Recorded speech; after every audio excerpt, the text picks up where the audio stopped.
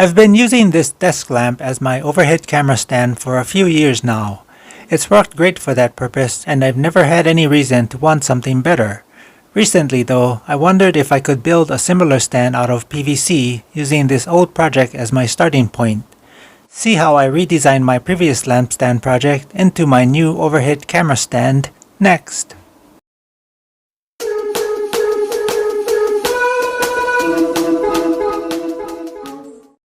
These are the simple parts needed to do just the base of my PVC overhead camera stand, which includes the base that rests on the floor and the vertical post that the camera will mount to.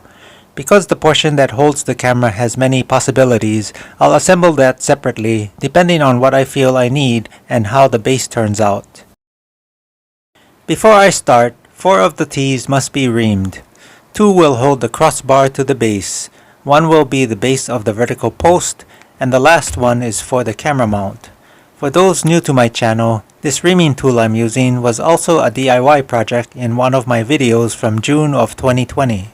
You can look for that video if you'd like to make your own reamer to use in this project.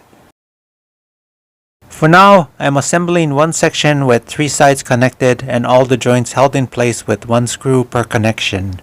I'll then assemble the last side separately, also using 1 screw per connection.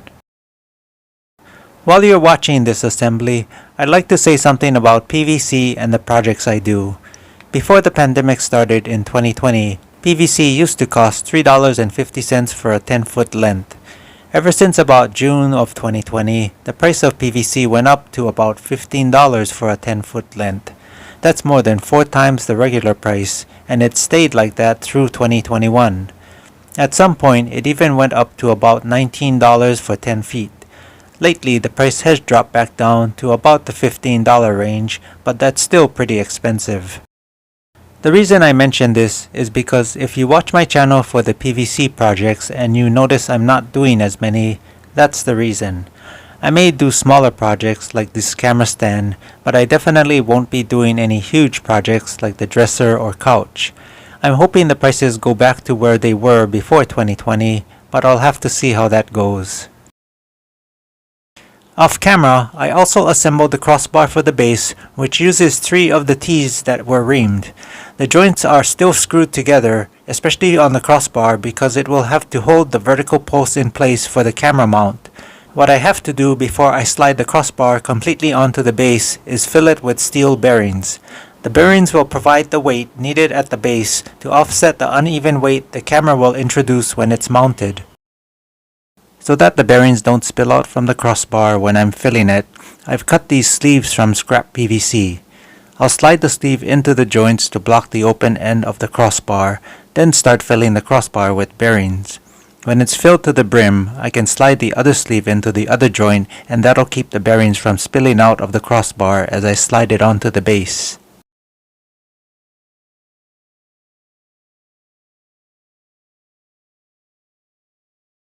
Standing up each section of the base with the open end of the pipe facing up, fill each section with as many bearings as possible. When filling through the joint, leave enough empty space in the joint for the filled PVC pipe section to insert into the joint. Also, for the bearings, I picked them up off of Amazon. The details are in the description under the parts listing, but they are 1/4-inch steel bearings that came in packs of 3,000 per bag. Each bag weighs about 7 pounds, so I'm hoping I use at least a whole bag to fill the PVC to get the weight I need in the base to support the camera. So once I've filled the PVC as far as possible with bearings, the final PVC joint connections can also be screwed together with a single screw at each connection.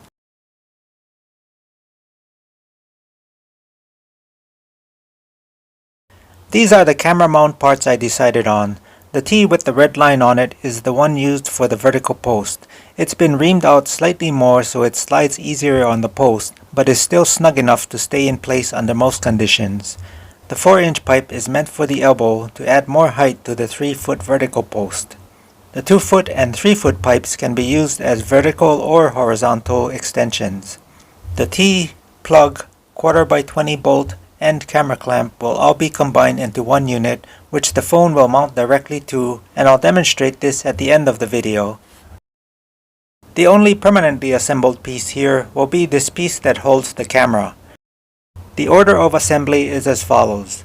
The camera clamp rests on the plug and is bolted from inside the plug with a 1/4 by 20 bolt with a washer. I'm using blue Loctite on the bolt since I don't plan on removing the camera clamp but can still do so if needed.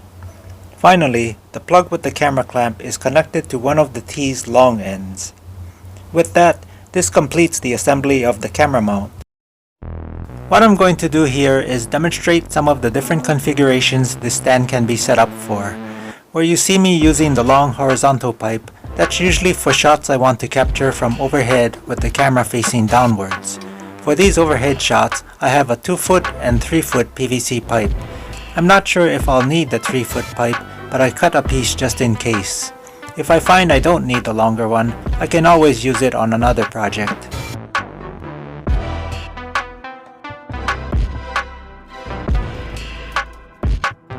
Using the elbow is handy because I can now use the same PVC pipes in their vertical orientation.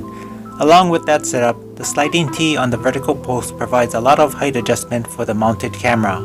With the vertical post being 3 feet and the longest PVC pipe also 3 feet, that's a 6-foot height for capturing video without having to stand on anything.